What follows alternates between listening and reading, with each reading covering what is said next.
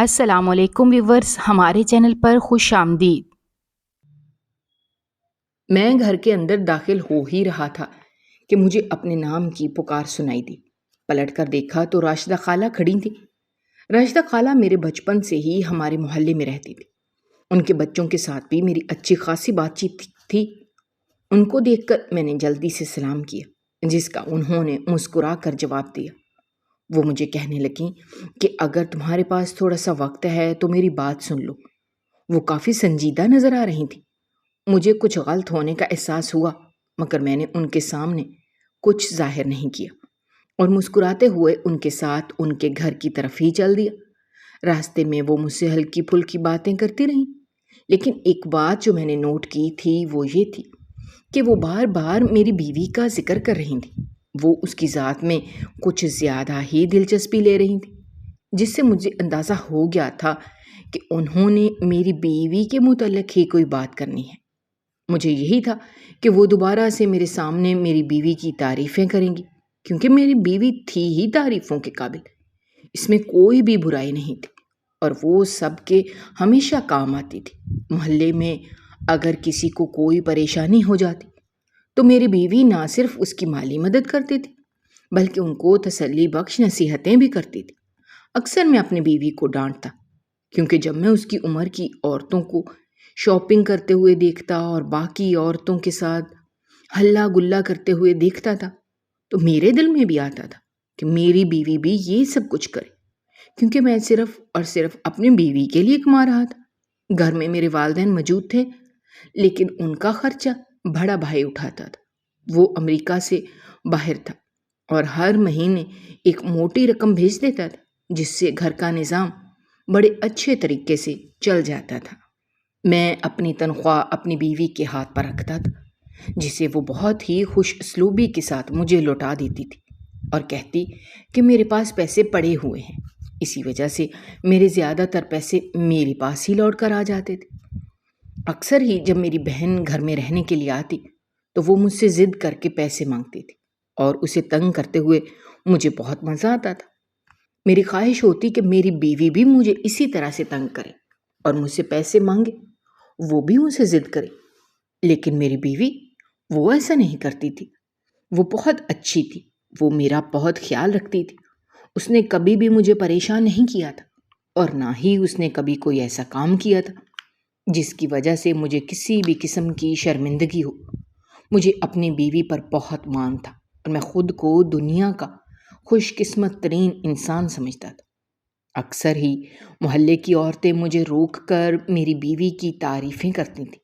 وہ مجھے کہتی تھیں کہ تمہاری بیوی بہت ہی پاکیزہ ہے، اس نے ہماری بیٹیوں کو دین کی طرف لگا دیا ہے۔ دراصل میری بیوی شام کے وقت بچیوں کو قرآن پاک کی تعلیم بھی دیتی تھی، جس کی وجہ سے اس کی پورے محلے کے ساتھ اچھی سلام دعا ہو گئی تھی۔ ورنہ وہ جب یہاں پر آئی تھی تب اس کے حالات دیکھ کر امی کہتی تھی کہ مجھے نہیں یقین یہ کسی کے ساتھ بھی گھلے ملے گی، کیونکہ یہ اپنے آپ میں رہنا پسند کرتی ہے۔ تب میں نے امی کو کہا تھا کہ امی، کسی کو پہلی نظر میں دیکھ کر اندازہ نہیں لگانا چاہیے، کیونکہ وقت گزرنے کے بعد ہی پتہ چلتا ہے کہ کوئی انسان کیسا ہے۔ خیر، میری زندگی بہت ہی مطمئن انداز میں گزر رہی تھی۔ اپنے دوستوں میں بھی میں سر اٹھا کر چلتا تھا، کیونکہ میری بیوی ان کی بیویوں کی طرح عیاش نہیں تھی۔ نہ ہی میری بیوی کا کلبز میں جانا تھا، نہ ہی کسی برے کام میں وہ ملوث تھی۔ لہٰذا جب بھی میں اپنے دوستوں کے سامنے اپنی بیوی کا نام لیتا تو سینہ تان کر لیتا تھا، جبکہ وہ میرے سامنے اپنی بیویوں کا تذکرہ بھی نہیں کرتے تھے، کیونکہ ہر کوئی ہی ان کے حالات سے واقف تھا۔ اکثر تو مجھے میرے دوست کہتے، یار تم دنیا کے خوش قسمت ترین انسان ہو جس کو اتنی نیک اور پاکیزہ بیوی مل گئی ہے۔ خالہ راشدہ نے مجھے کہا کہ فی الحال میں نے تم سے ایک ضروری بات کرنی ہے۔ میری بات نہایت ہی تحمل سے سننا اور پھر آخر میں مجھے جواب دینا۔ اگر تمہیں میری بات پسند نہ آئے تو تم خاموشی سے سر جھکا دینا، میں سمجھ جاؤں گی۔ مجھے پتہ چل گیا تھا کہ معاملہ سنگین ہے۔ میں نے انہیں کہا کہ آپ میرا تجسس بڑھا رہی ہیں، لہٰذا جلدی سے بات بتائیں اور معاملہ ختم کریں۔ تھوڑی دیر بعد انہوں نے مجھے کہا کہ مجھے تمہاری بیوی کی حرکتیں مشکوک لگتی ہیں۔ اس سے پہلے کہ وہ مزید کچھ کہتی، میں نے انہیں خاموش کروا دیا۔ میں نے انہیں کہا، اگر آپ مجھ سے میری بیوی کی شکایتیں لگانے والی ہیں تو یہیں پر رک جائیں، کیونکہ میں اپنی بیوی کے بارے میں ایک لفظ بھی نہیں سن سکتا۔ جہاں تک اس کی حرکتوں کی اور اس کے کردار کی بات ہے تو میں ان چیزوں سے اچھی طرح سے واقف ہوں اور اپنی بیوی کو سب سے زیادہ جانتا ہوں، لہٰذا بہتر یہی ہے کہ آپ اپنے کام سے کام رکھیں۔ یہ کہہ کر میں تیزی سے وہاں سے اٹھا اور اپنے گھر واپس آ گیا۔ میں سوچ بھی نہیں سکتا تھا کہ کوئی مجھ سے میری بیوی کی شکایت بھی لگا سکتا ہے۔ راشدہ خالہ سے تو مجھے اس بات کی بالکل بھی امید نہیں تھی۔ نہ جانے انہوں نے میری بیوی میں ایسا کیا دیکھ لیا تھا کہ انہوں نے میری بیوی کے کردار پر ہی وار کرنا شروع کر دیا تھا۔ میں ان سے یہ پوچھ بھی نہ پایا کیونکہ اس وقت میں بہت ہی غصے میں آ گیا تھا۔ باہر نکلتے ہوئے مجھے اپنی غلطی کا احساس ہوا کہ کم از کم مجھے ان کی پوری بات تو سن لینی چاہیے تھی، لیکن اب وقت ہاتھ سے نکل گیا تھا۔ میں دوبارہ سے اپنے گھر کی طرف چل دیا۔ اچانک ہی میری نظر چھت پر پڑی جہاں پر اس وقت میری بیوی بال کھولے کھڑی تھی۔ اپنی بیوی کی یہ حالت دیکھ کر میں حیران اور پریشان رہ گیا، کیونکہ بال کھولنا تو دور کی بات، وہ کبھی دوپٹہ بھی سر سے نہیں اتارتی تھی۔ ابھی نہ صرف وہ بالوں کو کھولے ہوئے چھت پر کھڑی تھی بلکہ اس کے ساتھ ساتھ اسے دوپٹے کا بھی کوئی ہوش نہیں تھا۔ میں تیزی سے گھر کے اندر داخل ہوا۔ مجھے ابھی تک اپنی آنکھوں پر یقین نہیں آ رہا تھا۔ میں جب چھت پر گیا تو میری نظر اپنی بیوی پر پڑی جو ابھی بھی ویسی ہی حالت میں موجود تھی، لیکن جب میری نظر اس کے دوپٹے پر پڑی تب مجھے ساری کہانی سمجھ آ گئی۔ اس کا دوپٹہ گریل میں پھنس گیا تھا اور وہ اپنے دوپٹے کو نکالنے کی کوشش کر رہی تھی۔ اس کی آنکھوں سے تیزی سے آنسو بہہ رہے تھے۔ اسے روتا ہوا دیکھ کر مجھے حیرانگی ہوئی، کیونکہ یہ اتنی بڑی بات نہیں تھی کہ وہ رونا شروع کر دے۔ تھوڑی دیر بعد مجھ پر یہ راز بھی کھل گیا۔ اس نے مجھے بتایا کہ نہ جانے کتنے لوگوں نے اسے یوں بغیر دوپٹے کے دیکھ لیا ہوگا، اسی وجہ سے اسے شرمندگی ہو رہی ہے اور اس کا دل بھی پریشان ہو رہا ہے۔ اس کی بات سن کر مجھے خود پر شرمندگی ہونے لگی۔ میں نے اس کے بارے میں غلط سوچا تھا۔ میں نے اس کی مدد کی اور ایک جھٹکے سے دوپٹہ گریل سے نکال دیا۔ اس کی وجہ سے دوپٹہ پھٹ بھی گیا تھا۔ میں نے دوپٹہ اس کے سر پر اڑایا اور اسے نیچے چلنے کا کہا۔ میں نے اسے تسلی دی اور کہا کہ تم نے یہ سب کچھ جان بوجھ کر نہیں کیا، بلکہ یہ سب غلطی سے ہوا ہے اور فکر کرنے کی ضرورت نہیں ہے۔ اس وقت گلی میں کوئی بھی نہیں تھا، صرف میں ہی کھڑا تھا۔ میری بات سن کر اس کے چہرے پر ایک پیاری سی مسکراہٹ آ گئی۔ میں اس کے اسی مسکراہٹ کا دیوانہ تھا۔ اسی مسکراہٹ سے میرا پورا دن بن جاتا تھا اور بعض اوقات تو میری ساری پریشانیاں بھی دور ہو جاتی تھیں۔ اب راشدہ خالہ کے گھر کیوں گئے تھے؟ اس کے اچانک سوال پر میں چونک اٹھا۔ میں اس کے چہرے کی طرف دیکھنے لگا جو جواب طلب نظروں سے میری طرف ہی دیکھ رہی تھی۔ مجھے سمجھ نہیں آیا کہ میں اسے کیا کہوں، کیونکہ جو کچھ خالہ راشدہ نے مجھے کہا تھا میں وہ سب اس سے نہیں کہہ سکتا تھا۔ مجھے پتا تھا کہ وہ چھوٹے سے دل کی مالک ہے۔ اگر اسے اس بارے میں پتہ چل گیا تو وہ دوبارہ سے رونا شروع کر دے گی، لہٰذا میں نے اسے بہانہ بنا دی اور اسے کہا کہ ان کا بیٹا اپنی پڑھائی مکمل کر چکا ہے اور وہ مجھ سے اپنے بیٹے کی نوکری کے بارے میں بات کر رہی تھی۔ میری بیوی خاموش ہو گئی، چونکہ گرمیوں کے دن تھے، شام 5 بجے کا وقت تھا۔ تمام گھر والے اپنے کمروں میں لیٹے آرام کر رہے تھے۔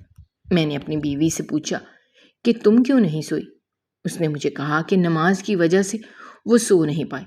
دراصل اس کی نیند بہت پکی تھی۔ جب وہ ایک بار گہری نیند چلی جاتی تو اسے اٹھانا مشکل ہو جاتا تھا۔ یہی وجہ تھی کہ وہ اکثر شام کے وقت اسی وجہ سے نہیں سوتی تھی کہ کہیں اس کی نماز نہ چلی جائے۔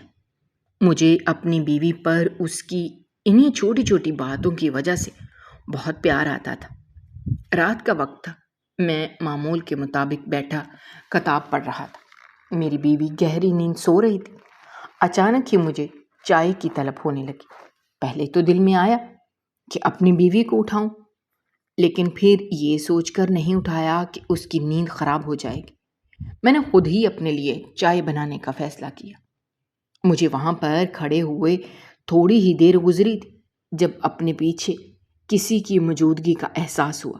میں نے پیچھے پلٹ کر دیکھا تو وہاں پر امی جان کھڑی تھی۔ رات کے اس پہر امی جان کو جاگتا دیکھ کر میں حیران ہو گیا اور ان سے پوچھنے لگا کہ آپ اس وقت کیا کر رہی ہیں؟ میری بات سن کر انہوں نے کہا، جب گھر میں مشکوک حرکتیں ہونے لگیں تو مالکوں کو نیند نہیں آتی۔ میں نے ناسمجھی سے ان کی طرف دیکھا کیونکہ میں ان کی بات سمجھ ہی نہیں پایا تھا۔ میں نے ان سے پوچھا، آپ کس بارے میں بات کر رہی ہیں؟ انہوں نے مجھے کہا کہ بس اب چھوڑ ہی دو، تم نے تو پہلے کبھی میری بات نہیں سنی، اب جو سنو گے۔ میں پریشان ہو گیا۔ امی نہ تو مجھے کچھ بتا رہی تھیں اور نہ ہی میری بات سننے کے لیے تیار تھی۔ میں نے امی کو کہا، ٹھیک ہے، پہلے آپ تھوڑی دیر کے لیے خود کو پرسکون کریں۔ میں نے امی کو وہیں بٹھایا اور چائے بنانے کے بعد ایک کپ امی کو بھی پکڑایا۔ چائے پینے کے دوران میں امی کے چہرے کو دیکھتا رہا جہاں پر سوچوں کا ایک جہان آباد تھا۔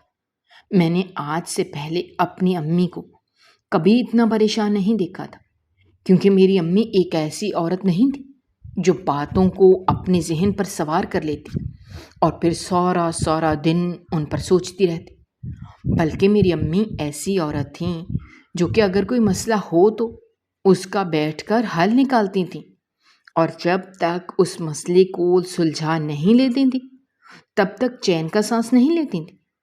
اس دوران بھی ان کے چہرے پر کبھی بھی پریشانی نہیں دکھائی دیتی تھی، مگر پتہ نہیں آج ایسا کیا ہو گیا تھا کہ امی بھی پریشان نظر آنے لگی تھی۔ چائے پینے کے بعد انہوں نے اپنا سر دونوں ہاتھوں میں گرا دیا اور مجھے کہنے لگیں، سمجھ نہیں آتا کہ تم سے کیسے اس بارے میں بات کروں۔ بلا شبہ تم میرے بیٹے ہو، میں نے تمہیں جنم دیا ہے، تمہیں پالا ہے، تمہارے ساتھ اتنا زیادہ وقت گزارا ہے، لیکن یہ معاملہ اتنا سنگین ہے کہ اس بارے میں بات کرتے ہوئے میں بہت ہچکچا رہی ہوں۔ میں نے امی کو تسلی دی اور کہا کہ آپ کو ہچکچانے کی ضرورت نہیں اور نہ ہی پریشان ہونے کی ضرورت ہے۔ اگر کوئی بھی ایسی بات ہے جو آپ کو پریشان کر رہی ہے تو آپ مجھے اس کے بارے میں بتا سکتی ہیں۔ میری امی نے مجھے کہا کہ تمہاری بیوی کی حرکتیں مجھے ٹھیک نہیں لگ رہی۔ میں نے بڑی مشکل سے امی کی یہ بات سنی تھی۔ میرے دل میں آیا کہ امی کو چپ کروا دوں، کیونکہ اپنی بیوی کے خلاف میں نہ تو کوئی بات کرتا تھا اور نہ ہی کوئی بات سنتا تھا، مگر سامنے میری ماں بیٹھی ہوئی تھی جس کا رتبہ بہت بڑا تھا۔ اسی وجہ سے میں نے ان کی بات کاٹنا مناسب نہیں سمجھا۔ وہ کافی دیر تک میرے چہرے کی طرف دیکھتی رہی، پھر مسکراتے ہوئے کہنے لگیں، واقعی تم میں بہت زیادہ صبر ہے۔ اگر ایسی ہی بات ہے تو اب میں تم سے بے فکر ہو کر ساری بات کر سکتی ہوں۔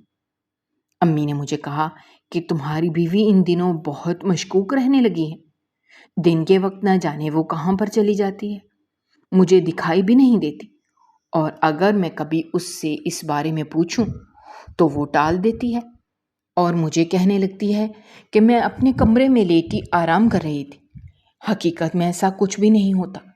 ایک دن میں نے اس کے کمرے میں جا کر دیکھا اور وہ پورا دن بھی میں نے اس کے کمرے میں ہی گزارا۔ شام کے وقت جب میں اس کے کمرے سے باہر نکلی تو وہ گھر کے پچھلے حصے کی طرف سے آ رہی تھی۔ مجھے دیکھ کر مسکراتے ہوئے سلام کرنے لگی اور کہنے لگی، دراصل میں پیچھے مرغیوں کو دیکھنے گئی تھی۔ میں نے اس سے پوچھا کہ تم سارا دن کہاں تھی؟ تو وہ معصومیت سے کہنے لگی، میں تو اپنے کمرے میں لیٹی سو رہی تھی، حالانکہ اس کے کمرے میں تو میں موجود تھی۔ یہ کہہ کر امی دوبارہ سے خاموش ہو گئی اور مجھے کہنے لگیں، اگر میں اس دن اس کے کمرے میں نہ ٹھہری ہوتی تو شاید میں اس کی باتوں پر یقین کر لیتی، لیکن اس جھوٹ کے بعد مجھے اندازہ ہو گیا ہے کہ بہت ساری ایسی باتیں ہیں جو وہ ہم سے چھپا رہی ہے، اور شاید جیسے ہی وہ ہمارے سامنے بنتی ہے حقیقت میں وہ ایسی نہیں ہے۔ شاید یہ اس کا ایک ڈراؤنا روپ بھی ہے جو ہم نے نہیں دیکھا ہوا۔ امی یہ بات کہہ کر انہوں نے گہرا سانس دیا۔ میں نے امی کے ہاتھوں کو پکڑ لیا اور انہیں تسلی دیتے ہوئے کہنے لگا، مجھے پتا ہے کہ وہ مشکوک حرکتیں کر رہی ہے، جس کی بنا پر آپ کو اس پر شک ہو رہا ہے، لیکن اگر آپ اس دن کی بات کر رہی ہیں تو میں آپ کو بتا دیتا ہوں، اس نے وہ جھوٹ بھی میرے کہنے پر ہی بولا تھا۔ دراصل دن کے وقت میں اسے کھانا کھلانے کے لیے باہر لے گیا تھا۔ صبح کے وقت چونکا میری بہن بھی مجھ سے ضد کر رہی تھی کہ وہ دن کا کھانا باہر کھائے گی۔ اس کی بات میں نے نہیں مانی۔ اسی وجہ سے میں اپنی بیوی کو چھپ کر لے کر گیا تاکہ اگر بعد میں بہن دیکھ لے تو اسے برا نہ لگے۔ میری بات سن کر امی کا منہ حیرت سے کھلے کا کھلا رہ گیا۔ اس کے بعد وہ تیزی سے نفی میں سر ہلانے لگی اور کہنے لگیں، صرف یہی حرکت نہیں ہے بلکہ اس کے علاوہ بھی بہت ساری حرکتیں ایسی ہیں جو کہ کسی طور پر بھی مجھے منظور نہیں ہیں، اور ایسے لچھن بھی شریف لڑکیوں کے نہیں ہوتے، بلکہ یہ تو وہی لڑکیاں ہوتی ہیں جو کہ کوئی کاروبار کرتی ہیں۔ اس سے پہلے کہ امی مزید کچھ کہتی، میں نے انہیں کہا، میں نہیں چاہتا کہ میں آپ کے ساتھ بھی کسی قسم کی بدتمیزی کروں اور نہ ہی آپ کا دل دکھانا چاہتا ہوں۔ اسی وجہ سے آپ اس معاملے کو یہیں پر ختم کر دیں۔ جہاں تک اپنی بیوی پر شک کرنے کی بات ہے تو میں مر سکتا ہوں لیکن یہ کام نہیں کر سکتا۔ آپ کو بھی میں یہی کہوں گا کہ اس پر شک کرنا چھوڑ دیں۔ اس کے بعد میں اٹھ کر اپنے کمرے میں چلا گیا، جبکہ میری امی مجھے روکتی رہ گئیں۔ نہ جانے ان سب لوگوں کو ایک دم سے کیا ہو گیا تھا جو یہ میری معصوم بیوی پر شک کرنے لگے تھے۔ جب میں اپنے کمرے میں آیا تب میری بیوی جاگ رہی تھی اور اپنے موبائل میں مصروف تھی۔ میں اپنے کمرے میں داخل ہو گیا لیکن اسے میری آمد کے بارے میں پتہ نہ چلا۔ ہوش تو اسے اس وقت آیا جب میں بستر پر جا کر بیٹھا۔ وہ حیرانگی سے میرے چہرے کی طرف دیکھنے لگی۔ یکدم دیکھنے پر اس کے چہرے پر خوف کے تاثرات نمودار ہوئے تھے جنہیں میں نے اچھے طریقے سے محسوس کیا تھا۔ اس کے ساتھ ہی اس نے اپنا موبائل جلدی سے بند کر کے سائڈ پر رکھ دیا۔ اس کی یہ حرکت بھی میں نے دیکھی تھی، لیکن میں نے اس بارے میں زیادہ سوچا نہیں، کیونکہ مجھے لگ رہا تھا کہ میں ابھی جو بھی فیصلہ کروں گا وہ اپنے گھر والے کی باتوں میں آ کر کروں گا۔ شام کے وقت راشدہ خالہ اور اب امی کی باتیں میرے دماغ میں گھوم رہی تھی۔ مجھے تھوڑے آرام کی ضرورت تھی، اسی لیے میں اپنی بیوی سے بات کیے بغیر ہی دوبارہ سونے کے لیے لیٹ گیا اور اسے لائٹ بند کرنے کے لیے کہہ دیا۔ رات کے وقت اچانک ہی میری آنکھ کھلی۔ میں نے دیکھا کہ اس وقت بھی میری بیوی موبائل پر ہی مصروف تھی، لیکن مجھ میں ہمت نہیں تھی کہ میں اسے بلا پاتا یا پھر یہ دیکھ پاتا کہ وہ موبائل پر کیا کر رہی ہے۔ تھکن سے اور نیند سے میرا برا حال تھا، جس کی وجہ سے میں دوبارہ سو گیا۔ صبح کے وقت میں اٹھا تو وہ ابھی تک سو ہی رہی تھی، اور ایسا پہلی بار ہو رہا تھا، ورنہ اس کی عادت تھی کہ وہ فجر کی نماز کے بعد سوتی نہیں تھی بلکہ عبادت کرتی رہتی تھی۔ آج میرے خیال سے نہ تو اس نے فجر کی نماز پڑھی تھی اور نہ ہی عبادت کی تھی۔ میں نے اس سے اس کی طبیعت کے بارے میں پوچھا تو اس نے مجھے کہا کہ وہ ٹھیک ہے، رات دیر سے سونے کی وجہ سے اس کی آنکھ نہیں کھل پائی تھی۔ جب میں نے اس سے پوچھا کہ رات کو تم کیا کر رہی تھی تو وہ مجھ سے نظریں چرانے لگی۔ تھوڑی دیر بعد جب وہ بولی تو مجھے اس کی آواز کسی کھائی سے آتی ہوئی محسوس ہوئی۔ اس نے مجھے کہا کہ وہ کچھ دعائیں پڑھ رہی تھی۔ وہ دعائیں میری حفاظت کے لیے پڑھ رہی تھی۔ رات کے وقت کا لمحہ میں نے سوچنے کی کوشش کی تو میری نظروں کے سامنے صرف اور صرف اس کا مسکراتا ہوا چہرہ آیا، جبکہ اس کے سر پر دوپٹہ بھی موجود نہیں تھا، جبکہ دعائیں پڑھنے کے لیے ہمیں سر پر دوپٹہ اڑا کرتی تھی وہ، جس سے صاف محسوس ہو رہا تھا کہ وہ مجھ سے جھوٹ بول رہی ہے۔ لیکن وہ ایسا کیوں کر رہی تھی؟ اب مجھے اس بارے میں جاننا تھا۔ اگلے دن شام کے وقت میں جلدی گھر واپس آ گیا۔ میں نے دیکھا کہ وہ لاؤنج میں بیٹھی ہوئی تھی۔ ایک لڑکی اس کے پاس تھی اور وہ لڑکی مسلسل روئی جا رہی تھی اور تیزی سے نفی میں سر ہلا رہی تھی، جبکہ باقی لڑکیاں کچھ فاصلے پر بیٹھی ہوئی تھیں۔ میری بیوی کے چہرے پر اس وقت ایک عجیب سی شیطانیت پھیلی ہوئی تھی۔ میں اندازہ لگانے کی کوشش کر رہا تھا کہ وہ اس لڑکی سے کیا بات کر رہی ہے، لیکن میں اندازہ نہیں لگا پا رہا تھا۔ اچانک ہی میری بیوی نے لڑکی کو ایک کمرے کی طرف اشارہ کیا۔ وہ لڑکی زور زور سے نفی میں سر ہلانے لگی۔ میری بیوی نے اچانک ہی ڈنڈا اٹھایا۔ اس سے پہلے کہ وہ اس لڑکی کو مارتی، میں وہاں پر چلا گیا۔ مجھے وہاں پر دیکھ کر سونیا یکدم ہی حیران ہو گئی اور پھر اس کے چہرے پر خوف کے تاثرات نمودار ہو گئے۔ یقیناً وہ میرے ایک دم آ جانے کی توقع نہیں کر رہی تھی، اس لیے اپنے چہرے پر دوبارہ سے مسکراہٹ لے آئی۔ آپ اتنی جلدی گھر کیسے آ گئے؟ اس نے بظاہر مجھ سے مسکراتے ہوئے پوچھا، لیکن نہ جانے کیوں مجھے لگ رہا تھا جیسے اس کا میرا ایک دم سے آ جانا پسند نہیں آیا۔ میں نے اسے کہا کہ آفس میں کام ختم ہو گیا تھا، یہی وجہ تھی کہ میں جلدی آ گیا۔ وہ دوبارہ سے مسکرانے لگی، لیکن اس بار اس کی یہ مسکراہٹ مجھے نکلی لگ رہی تھی۔ میں نے اس کے قریب جا کر لڑکی کی طرف دیکھا، جو اس وقت میری طرف ہی دیکھ رہی تھی۔ اس کی آنکھوں میں ایک چمک تھی، یوں لگ رہا تھا جیسے وہ میرے آ جانے پر مطمئن ہو گئی ہو۔ نہ جانے میرے دل میں کیا آیا۔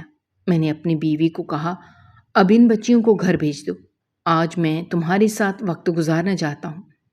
میری بات سن کر اس نے تیزی سے نفی میں سر ہلایا اور کہنے لگی، نہیں، ایسا ممکن نہیں ہے، آج تو میں انہیں کسی صورت واپس نہیں بھیج سکتی۔ آج تو میں نے… اس سے پہلے کہ وہ مزید کچھ کہتی، یکدم ہی خاموش ہو گئی۔ میں اس سے پوچھنے لگا کہ آج تو تم نے کیا؟ آج میں نے انہیں ایک ضروری سبق پڑھانا تھا۔ اگر آپ کہہ رہے ہیں تو آپ کی بات مان لیتی ہوں۔ اس نے تمام لڑکیوں کو چھٹی دے دی اور ساتھ ہی یہ بھی ہدایت کی کہ اگلے دن وہ 4 بجے دوبارہ سے یہاں پر آ جائیں۔ لڑکیوں کے جانے کے بعد وہ کافی بے چین نظر آ رہی تھی اور بار بار اسی کمرے کی طرف دیکھ رہی تھی جہاں وہ تھوڑی دیر پہلے اس لڑکی کو جانے کا اشارہ کر رہی تھی۔ میں نے سونیا سے پوچھا کہ اس کمرے میں کیا ہے؟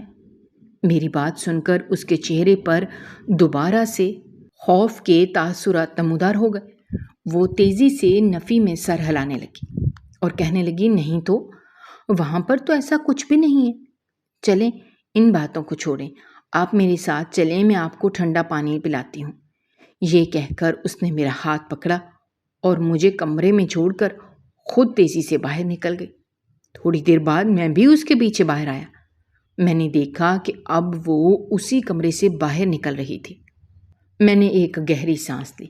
اب مجھے لگنے لگا تھا کہ میری پڑوسن اور امی ٹھیک کہہ رہی ہیں۔ واقعی اس کی حرکتیں مشکوک ہو گئی تھیں۔ وہ کافی دیر کچن میں کھڑی رہی اور غیب دماغی سے ایک ہی برتن کو دیکھتی رہی، جبکہ وہاں پر میرے لیے کچھ ٹھنڈا بنانے کے لیے گئی تھی۔ میں ویسے ہی کھڑا اسے دیکھ رہا تھا اور اس کی حرکتوں کو نوٹ کر رہا تھا۔ وہ بہت پریشان اور بہت بے چین نظر آ رہی تھی۔ اچانک اس کی نظریں میری نظروں سے ٹکرائیں۔ وہ جلدی سے ہوش کی دنیا میں آئی اور شرمندہ ہوتے ہوئے کہنے لگی، ارے آپ یہاں پر کب سے کھڑے ہیں اور میں تو بھول ہی گئی، میں آپ کے لیے جوس بنانے کے لیے آئی تھی۔ میں نے اس کا ہاتھ پکڑ کر اپنے پاس بلایا اور اسے کہنے لگا، مجھے بتاؤ تمہیں کون سی پریشانی ہے، میں کوشش کروں گا تمہاری وہ پریشانی دور کر دوں۔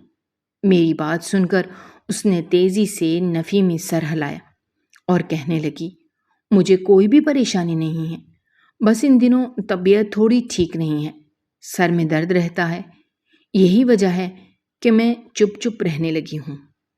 جبکہ مجھے پتا تھا کہ وہ جھوٹ بول رہی ہے۔ پہلے بھی تو ایسا ہوتا تھا، اکثر اس کے سر میں درد ہوتا تھا، لیکن تب وہ درود شریف پڑھنا شروع کر دیتی تھی یا مختلف دعاؤں کا ورد کرنا شروع کر دیتی تھی۔ ان دنوں تو وہ کوئی عبادت بھی نہیں کر رہی تھی، بلکہ وہ بس مشکوک حرکتیں ہی کیے جا رہی تھی۔ رات کے وقت میں اپنے کمرے میں سونے کے لیے جا رہا تھا کہ اچانک ہی میری نظر صحن پر پڑی، جہاں پر وہ اس وقت کھڑی کسی سے فون پر باتیں کر رہی تھی۔ اس کو باتیں کرتا دیکھ کر میرا دماغ خطرے کی گھنٹی بجانے لگا۔ میں بہت ہی محتاط انداز میں قدم اٹھاتا ہوا اس کی طرف بڑھا اور تھوڑے ہی فاصلے پر جا کر کھڑا ہو گیا۔ چونکہ رات تھی، چاروں طرف خاموشی چھائی ہوئی تھی، لہٰذا مجھے اس کی باتیں بخوبی سمجھ میں آ رہی تھی۔ اچانک ہی وہ کہنے لگی، یار اب تم ہی بتاؤ میں کیا کروں، کل بھی میرا شوہر جلدی گھر واپس آ گیا تھا، آج بھی وہ جلدی گھر واپس آ گیا ہے۔ میں چاہ کر بھی تمہارا کام مکمل نہیں کر پا رہی، لیکن میں تم سے وعدہ کرتی ہوں اگلے دن میں ضرور یہ کام کروں گی۔ وہ اس وقت بہت محتاط انداز میں الفاظ کا چناؤ کر رہی تھی۔ شاید وہ جانتی تھی کہ اس گھر میں کوئی بھی اس کے پاس آ سکتا ہے، اس لیے وہ ڈائریکٹ بات کی طرف نہیں جا رہی تھی، بلکہ وہ کوڈ الفاظ استعمال کر رہی تھی۔ اچانک ہی اس نے پلٹ کر دیکھا۔ مجھے امید نہیں تھی کہ وہ یکدم پلٹ جائے گی۔ جب اس کی نظر مجھ پر پڑی تو اس کے ہاتھ کانپنے لگے۔ اس کے ہاتھوں کی کپکپاہٹ کو میں نے اچھے طریقے سے محسوس کیا تھا۔ اس کے ساتھ ہی اس کے ہاتھ سے موبائل نیچے گر کر ٹوٹ گیا۔ موبائل کی سکرین ٹوٹ گئی تھی، ورنہ میں نے ارادہ کر لیا تھا کہ آج ضرور دیکھوں گا کہ وہ کس سے رابطہ کرتی ہے۔ مجھے شدید مایوسی کا احساس ہوا۔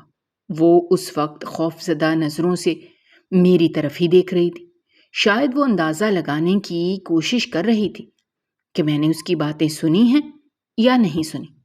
میں نے اس کے سامنے بالکل نارمل انداز میں مظاہرہ کیا اور اسے بالکل بھی احساس نہیں ہونے دیا کہ میں یہاں پر اس کی باتیں سننے کے لیے کھڑا تھا یا مجھے اس پر شک ہو گیا ہے۔ دراصل میری طبیعت ٹھیک نہیں ہے۔ میں کافی دنوں سے ڈاکٹر کو یہاں پر بلانے کی کوشش کر رہی تھی، لیکن یا تو بچوں کی وجہ سے رہ جاتی تھی یا پھر آپ گھر جلدی واپس آ جاتے تھے۔ اسی وجہ سے میں ڈاکٹر کو گھر پر بلا ہی نہیں پا رہی تھی۔ وہ خود ہی مجھے تھوڑی دیر پہلے ہونے والی باتوں کی صفائی دینے لگی، جبکہ مجھے پتا تھا کہ یہاں پر ڈاکٹر کا کوئی ذکر ہی نہیں ہے۔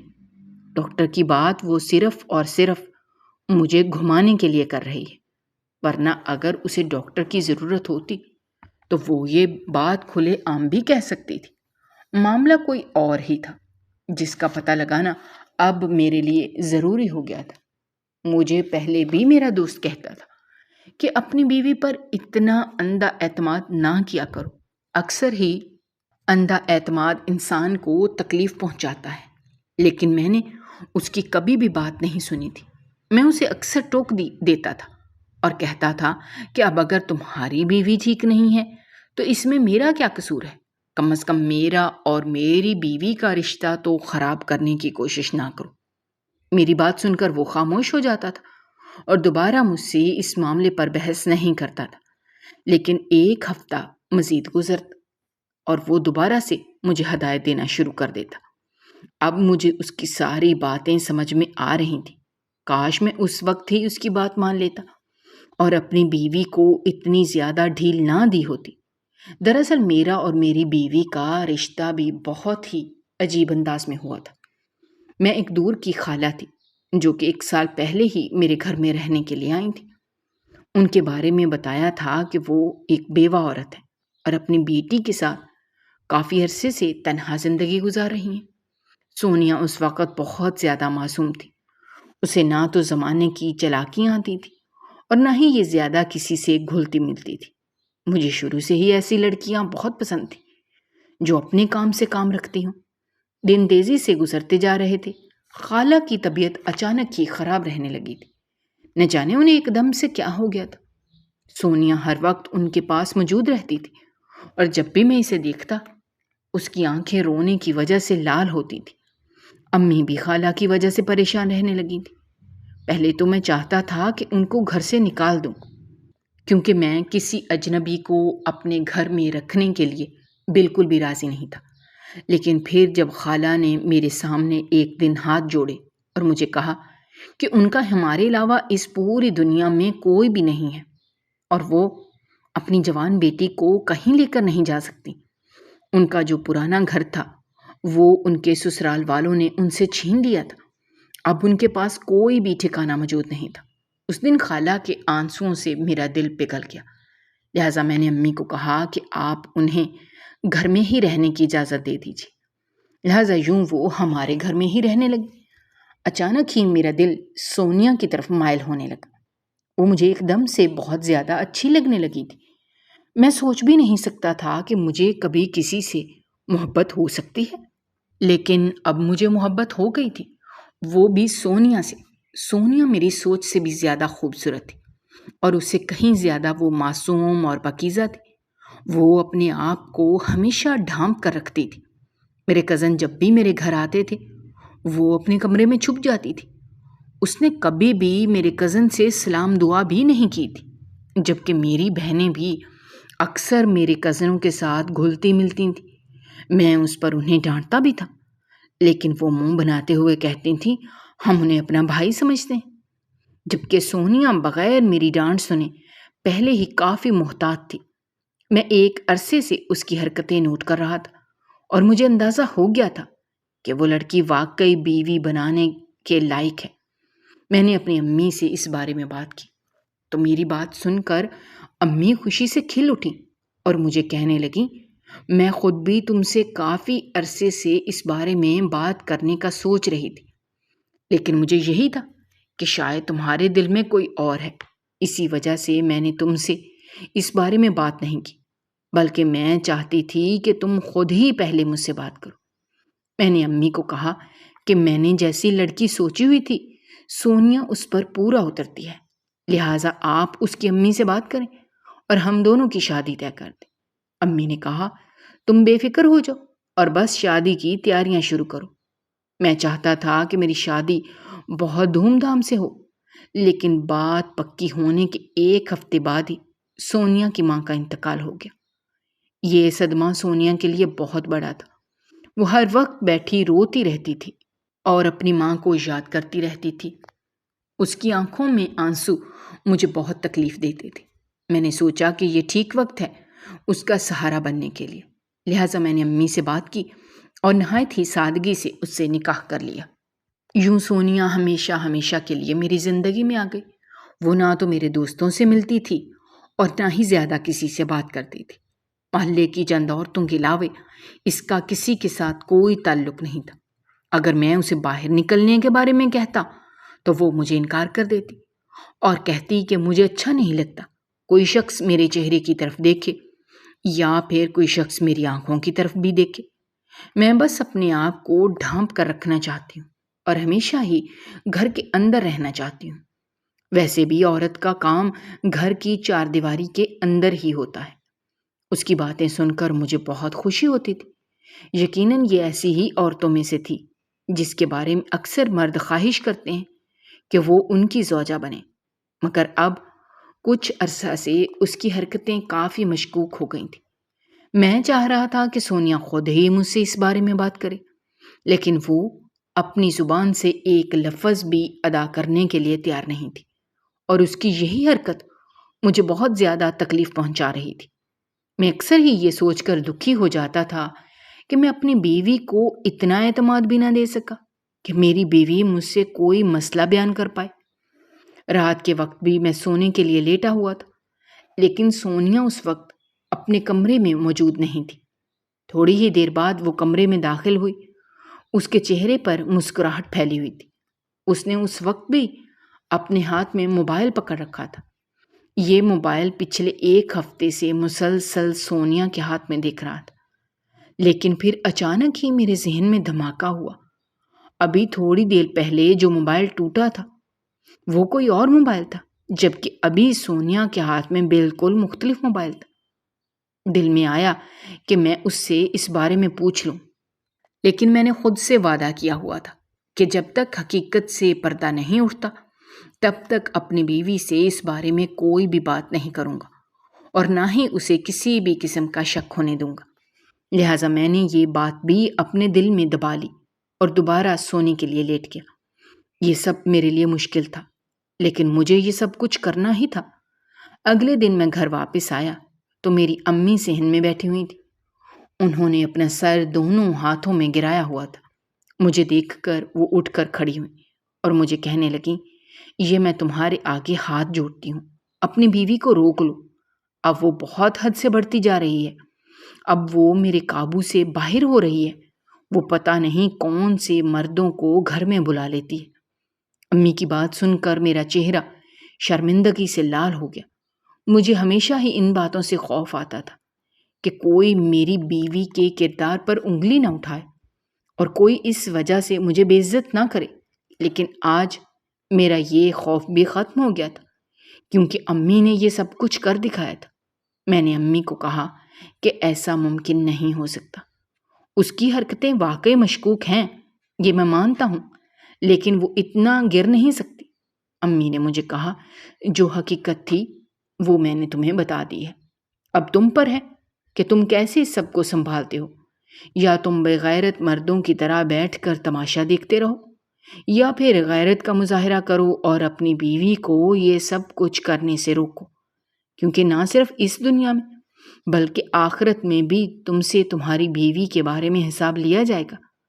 فی الحال وہ تمہاری دسترس میں ہے، تمہارا حق بنتا ہے کہ تم اس کی حرکتوں پر نظر رکھو، اور اگر وہ کسی برائی کی طرف مائل ہوتی ہے تو اسے اس سب سے روکو۔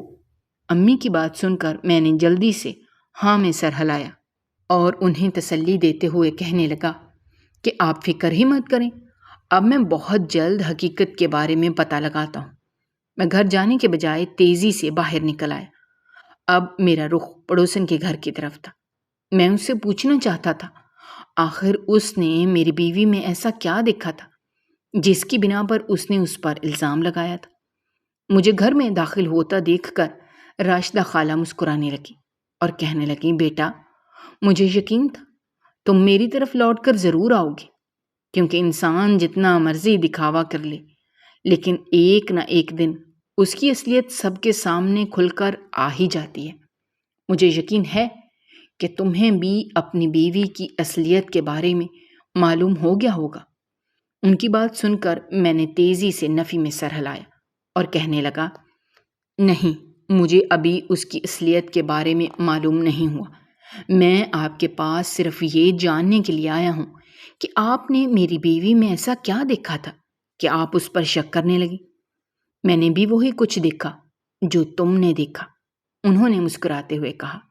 تھوڑی ہی دیر بعد وہ مجھے کہنے لگیں، ٹھیک ہے، میں اب زیادہ پہیلیاں نہیں بجواتی، میں اب تمہیں وہ بتاتی ہوں جو کچھ میں نے دیکھا تھا۔ تمہیں اچھی طرح سے پتا ہے کہ گھر کے نچلے پورشن میں جو کمرہ بنا ہوا ہے اس کا دروازہ پچھلے حصے کی طرف باہر کی طرف کھولتا ہے۔ ان کی بات سن کر میں نے تیزی سے ہاں میں سر ہلایا، کیونکہ ایسا ہی تھا، چونکہ وہ بھی بچپن سے میرے گھر میں آتی جاتی رہتی تھی، اسی وجہ سے انہیں اس راز کے بارے میں معلوم تھا۔ تھوڑی دیر بعد وہ مجھے بولیں اور کہنے لگیں، اب تم پتہ لگواؤ کہ اس کمرے میں تمہاری بیوی کیا کرتی ہے۔ میں نے ناسمجھی سے ان کی طرف دیکھا۔ وہ مجھے کہنے لگیں، اب میں مزید اس سے زیادہ تمہیں کچھ بھی نہیں بتا سکتی، اب تمہارے پاس ایک اچھا موقع ہے، تم حقیقت کے بارے میں پتہ لگا لو۔ میں خاموشی سے اٹھ کر اپنے دوست کی طرف چلا آیا۔ وہاں سے میں نے ایک کیمرہ لیا اور وہ کیمرہ رات کے وقت جب سب سو رہے تھے اس کمرے میں لگا دی۔ اگلے دن تقریباً شام 4 بجے کا وقت تھا۔